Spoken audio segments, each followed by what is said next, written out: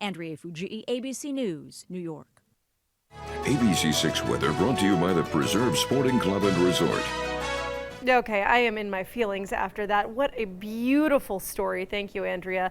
All right, let's take a turn to the weather. A little more light in the world here. Some sunshine on this beautiful first Friday of the new year. The sunrise looks gorgeous and things are somewhat easygoing over the capital city. I say somewhat because it's still windy, but it looks gorgeous outside. Just make sure you are prepared, not for yesterday's winds, but still for some pretty big gusts here and there throughout the day. You'll notice those gusts sending a little bit of that lake effect moisture out to the Berkshires, even into the Worcester Hills. A couple of flurries still lingering. That heavy lake effect snow really centered back on Lakes Erie and Ontario and back into upstate New York and Pennsylvania at this point.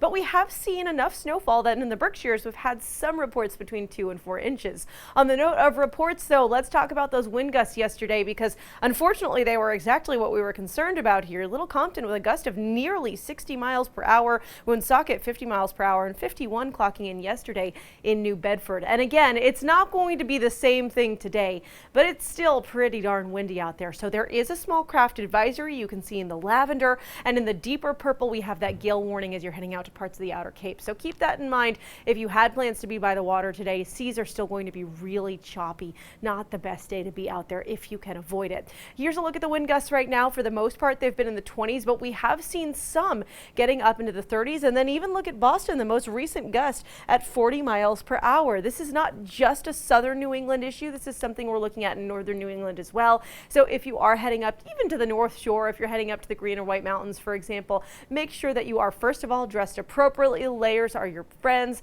and of course be careful if you drive a high-profile vehicle. On the note of layers, let's talk about the wind chill. I'm just going to say this. I don't even feel the need to show you. Temperatures right now are in the low 30s. They don't matter because it's so windy that throughout most of the morning it is going to feel exactly like this. The wind chill is what matters at this point in the day.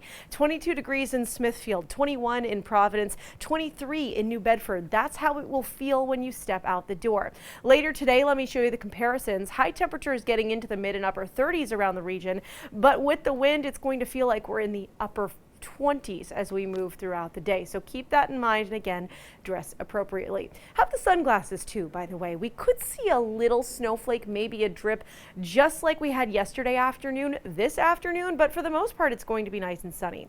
On that note, let's talk about the sunshine for the weekend. Both days looking beautiful and bright, but much colder as cold air really settles into southern New England. It's also going to be a bit breezy, so keep that in mind. Dress again appropriately for temperatures that will feel a few degrees lower than what the number reads. On that note, it's a great weekend to head to the mountains, whether you're going to Wachusett or a little further north up into the Greens or the Whites, for example. But I have to give Wachusett some props here because they've got 22 trails open, even after all the rain we've had in the last week. That said, with temperatures in the 20s and those lows getting down to the teens, it's going to be great snowmaking weather. In terms of natural snow, it's going to be really hard to come by these next couple of days. There is a storm I'm watching on Monday. If this storm shifts a little further north, we could get a little snow out of the deal, but right now it's too far south for that. Other than that, this next week is really just going to bring more sunshine and temperatures hovering right around freezing.